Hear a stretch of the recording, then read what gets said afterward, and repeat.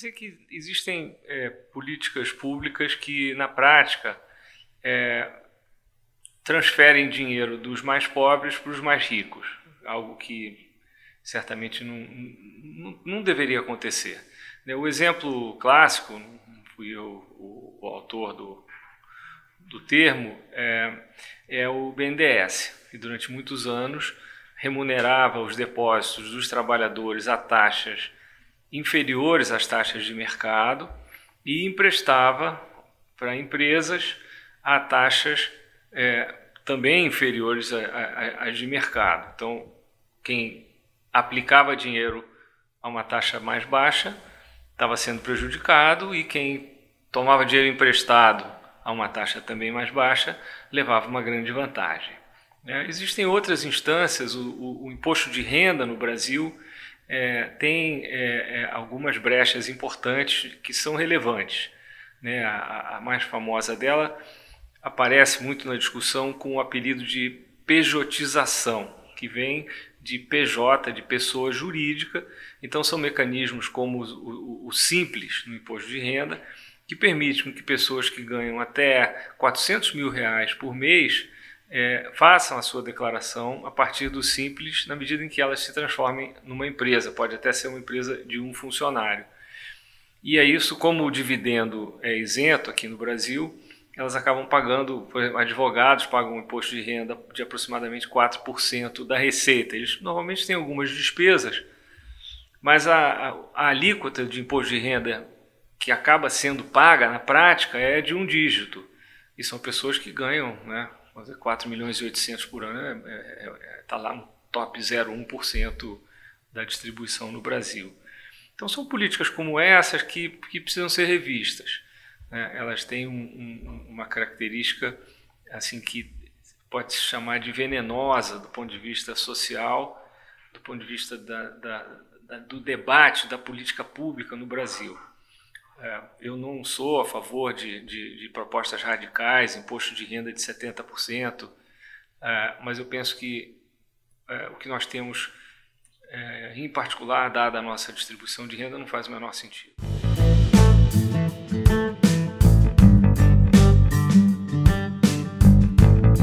No caso da Previdência, o que existe é um sistema que tende a prejudicar muito o trabalhador, a trabalhadora informal. Então essas pessoas acabam se aposentando por idade, mais velhas, enquanto que os trabalhadores da economia formal podem se aposentar, dependendo do setor ou do ano em que começou a trabalhar, muito jovem. Então nós temos aqui exemplos de muita gente se aposentando aos 50 e poucos anos, e com a expectativa de vida muito longa, acabam recebendo uma aposentadoria relativamente alta por muito tempo. Então isso não só representa um ônus financeiro para o sistema e para a sociedade como um todo, como também são um fator concentrador de renda.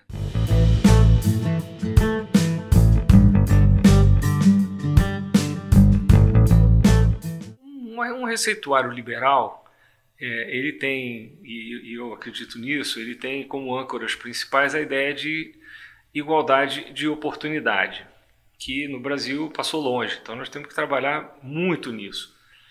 Hoje em dia é consenso também que é importante ter uma rede de proteção social. Então houve um esforço muito grande, muitos economistas liberais importantes no Brasil defenderam um ataque frontal à pobreza como uma medida não só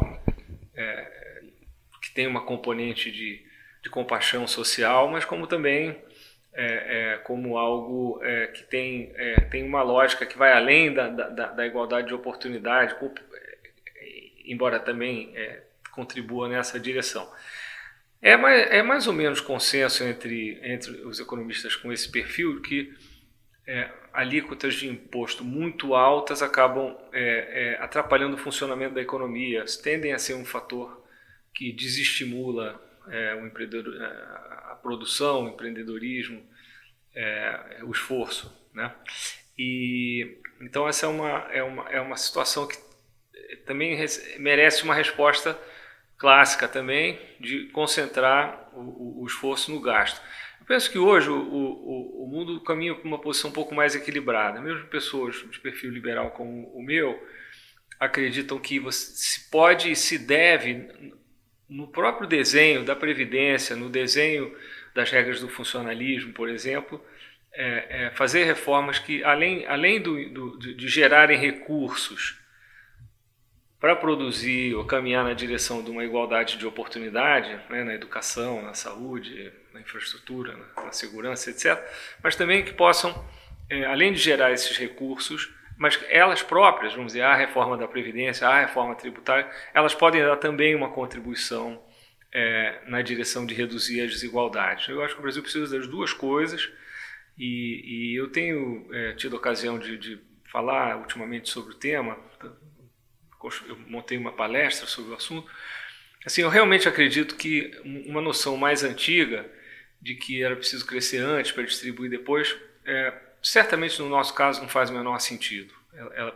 É preciso levar em conta o impacto que a desigualdade tem na própria formulação e na capacidade, vamos dizer, de uma sociedade se autocorrigir, se reformar.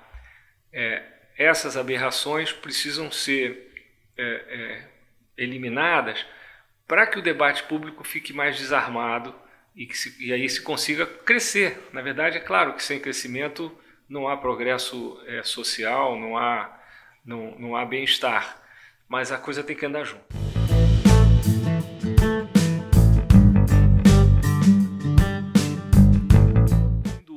São particularmente perigosos porque geram um ambiente de raiva e uma raiva justificada, né? Então, assim, isso é imperdoável. Agora, é preciso refletir um pouco também sobre o que gera isso, né? E, em parte, isso vem, talvez, de questões eventualmente até culturais, históricas. Eu não quero esticar demais o argumento, mas o que me parece muito claro é que quando o Estado abre o seu balcão, essa tentação acaba se tornando muito mais difícil de se controlar, né? Então, quando você pode ajustar todas as alíquotas de imposto, do ICMS, do imposto de importação, isso gera, do outro lado, um espaço para que energia, tempo acabem se dedicando, em vez de se dedicar à produção, se dediquem ao lobby. O lobby passa a ser, entre aspas, mais lucrativo. É extremamente danoso para a sociedade como um todo, porque não produz nada, absolutamente nada, gera uma irritação tremenda e absolutamente justificada, ou seja, um desastre completo. Então é preciso que as regras do sistema sejam desenhadas de uma maneira mais simples, com menos espaço para que esses balcões de negócios surjam dentro do governo.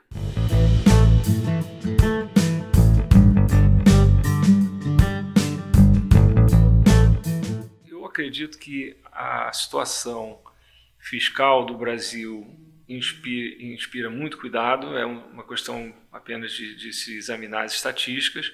O Brasil, se não está quebrado, está perto, vários estados estão quebrados de fato. Isso gera muita incerteza, muita insegurança e acaba sendo um fator inibidor do crescimento. É um ambiente propenso a crises financeiras, crises de balanço de pagamentos, crises de tudo que é tipo. Então é preciso se corrigir essa situação e de uma maneira assim, crível, de uma forma durável, algo que seja feito para valer. Eu era dos que acreditava que a lei de responsabilidade fiscal teria dado uma contribuição importante, embora ela focasse sobretudo no déficit, não no tamanho do gasto. Ela deu de fato uma contribuição, mas infelizmente ela foi essa lei que parecia tão boa, tão blindada, ela foi desrespeitada a partir de um determinado momento, a um custo enorme para o país. Foram experimentos macroeconômicos assim, extremamente mal desenhados, hoje em dia conhecida nova matriz econômica, deu tudo errado. Então isso precisa mudar. O outro esforço que nós temos em andamento nessa área diz respeito então a um assunto que vem, de certa maneira, embutido em duas forças. Uma delas, a nossa Constituição, com o seu desejo absolutamente justificado de justiça social, e também na demografia. O Brasil vai ficando mais velho, mais gente se aposenta, para de trabalhar, isso gera um ônus que precisa de alguma maneira ser financiado. Então, assim, o fato é que hoje uma reforma da Previdência, uma reforma do Estado, uma reforma tributária, eliminando subsídios descabidos, precisa acontecer, de um lado, para recuperar a saúde fiscal do Estado, mas de outro lado, a meu ver mais importante, para gerar recursos, né, para reduzir a desigualdade, para gerar mais oportunidade. Então é uma área assim, gigante para a construção de um projeto de país que cresce mais e que é mais justo, as duas coisas ao mesmo tempo.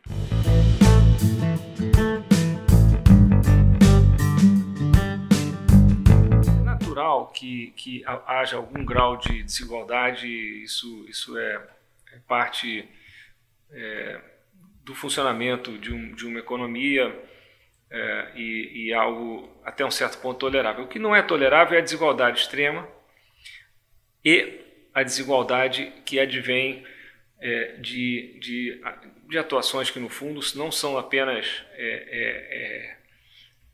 antiéticas, mas são quase sempre ilegais também, né? Então essa equação ela tem solução, mas é algo que a sociedade vai ter que primeiro entender para depois tomar as decisões necessárias. No fundo, então, quando se trata de uma sociedade tão assim, extremamente desigual como a nossa, e não é apenas a desigualdade de renda ou de riqueza, estamos falando de outras desigualdades também, que são igualmente venenosas, desigualdade de gênero, desigualdade de raça, e por aí vai. Então, assim, há um pacote que precisa ser todo ele implantado. Isso não é fácil, tá? Não é fácil mesmo. Mas isso acontece na medida que a sociedade, como eu ia mencionando, ao entender a questão, começa a tomar providências. E, inevitavelmente, ela implica em transferências dos que mais podem para os mais pobres, tanto, como eu disse há pouco, na construção de uma rede de proteção social, combate direto à pobreza, quanto na construção de um espaço de igualdade de oportunidades.